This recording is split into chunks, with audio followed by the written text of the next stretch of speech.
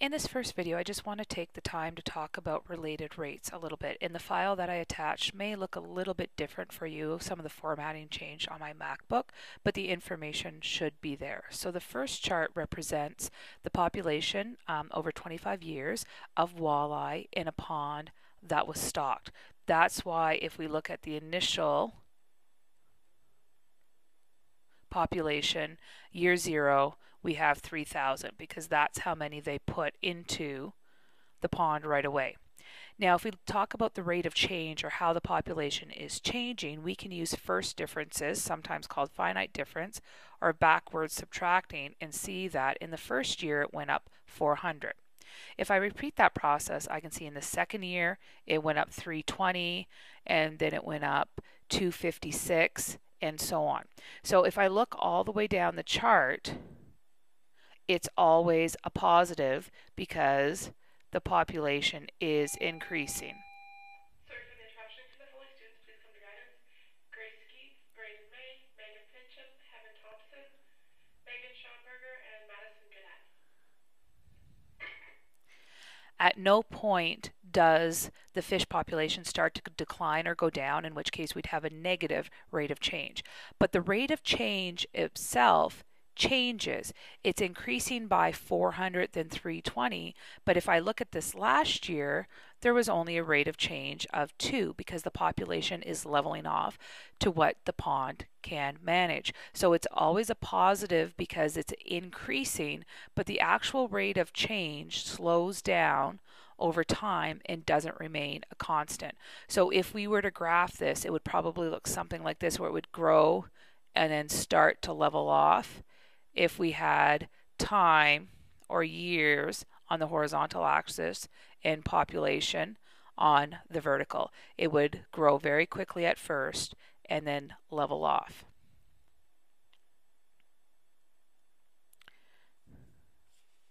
The next information has to do with a hot tub that the drain is pulled.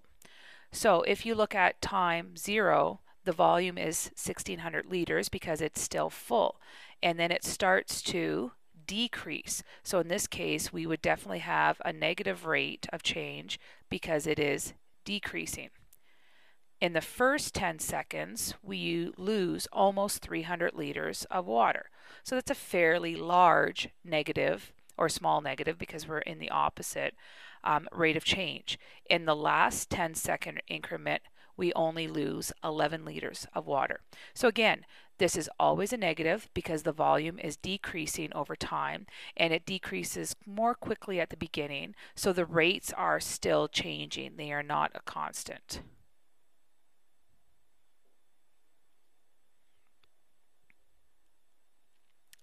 Height of a rocket over time, this should look familiar. It's a quadratic. So time 0, the rocket is on the ground. Then the rocket is going up. So all these here are positive rates of change because the height is increasing. Up here, there's a moment where it's neither going up nor going down. So that is a 0 rate of change. And then all these here would be negative, since the rocket now is heading back towards the ground and the heights are getting lower. And we can see here that this too has changing. At the beginning, it increases its height pretty quickly.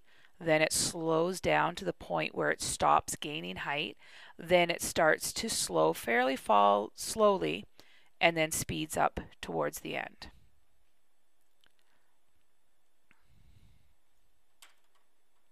And then the last one looks at the height of one rider on a Ferris wheel over time.